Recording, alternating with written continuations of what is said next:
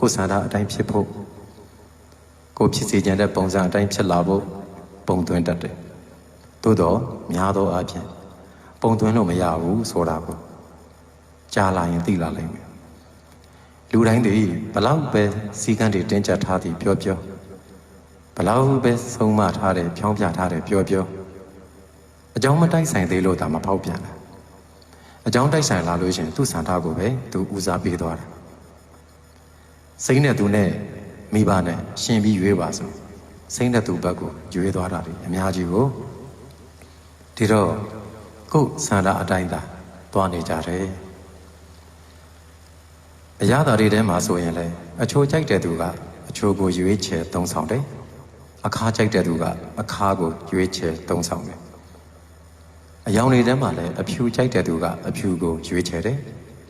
အမဲကြိုက်တဲ့သူကအမဲရောင်ကိုရွေးချယ်တယ်သူတို့ဆန္ဒအတိုင်းပဲရွေးသွားကြတယ်အဲ့ဒါကိုအချိုးကြိုက်တဲ့သူကဟိုတစ်ဖက်သူအခါကြိုက်တာကိုအပြစ်မြင်နေလို့မရသူ့အချိုးကိုလိုက်မကြိုက်ရကောင်းလားလို့ပြောနေလို့မရဘာကြောင့်လဲဆိုတော့တတ္တဝါတွေမှာအကြိုက်မတူဘူးဇယိုက်မတူဘူးသူ့ပရိသန်တွေကပါလာတဲ့ဇယိုက်အတိုင်းအလိုဆန္ဒအတိုင်းသွားကြတာသူကျင်လည်အများတဲ့နယ်ပယ်မှာသူလေ့ကျက်မှုများတဲ့အရာတွေကိုသာသူပျော်မွေ့သွားတာဒီလိုလူတစ်ယောက်ကိုဖြစ်ချင်တဲ့ပုံစံအတိုင်းသိမ့်သွင်းဖို့ကြိုးစားတာပင်ပန်းလိမ့်မယ်တတ္တဝါတစ်ခုကံတစ်ခုလို့သဘောထားလိုက်ရတဲ့အခါတွေအများကြီးရှိလာလိမ့်မယ်ဒါကြောင့်ကြိုတင်ပြီးတော့တွေးပါတတ္တဝါတိုင်းမှာနောက်ခံကံတရားလည်းမတူဘူးဒါကြောင့်ပြစ္ဆုတ်ပံဘဝမှာအတိုင်းအဝိုင်းလည်းမတူဘူးပညာစင်ကြံတုံတရားအစဉ်အတန်းချင်းလည်းမတူဘူး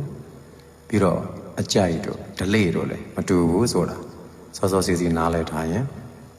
ကိုယ်လောကထဲမှာအစဉ်ပြေပြေဆက်ပြီးတော့သွားနိုင်လိမ့်မယ်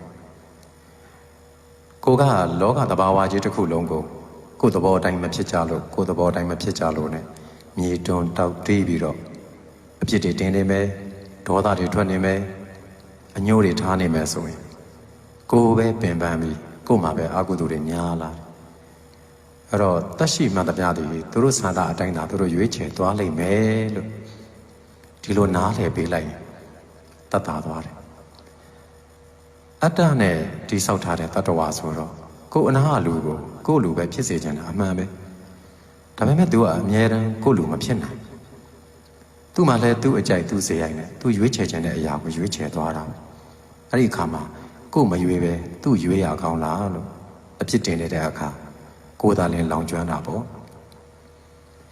တပတ်သူကလည်းပဲသူ့အကြိုက်သူ့စေရိုက်အတိုင်းသူ့ဆန္ဒအတိုင်းသွားတာဖြစ်တဲ့အတွက်ကိုပြန်ထည့်စဉ်းစားမှာမဟုတ်ဘူးဒီလို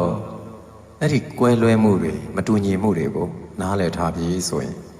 လောကမှာနေလို့အဆင်ပြေလိမ့်မယ်ဆန္ဒဆိုတာကိုယ်ဆန္ဒကိုနားလည်အောင်အရင်ကြိုးစားလိုက်ကိုယ်ဆန္ဒကိုနားလည်လိုက်အော်သူလည်းပဲဒီလိုလူစားပဲလူမှန်ရင်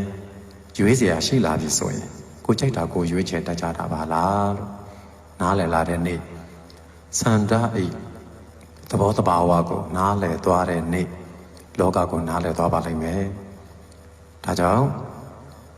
ကိုယ်တရားနဲ့သာကိုအေးအောင်နေရင်အေးချမ်းပါစေလို့ဆုတောင်းပေးပါတယ်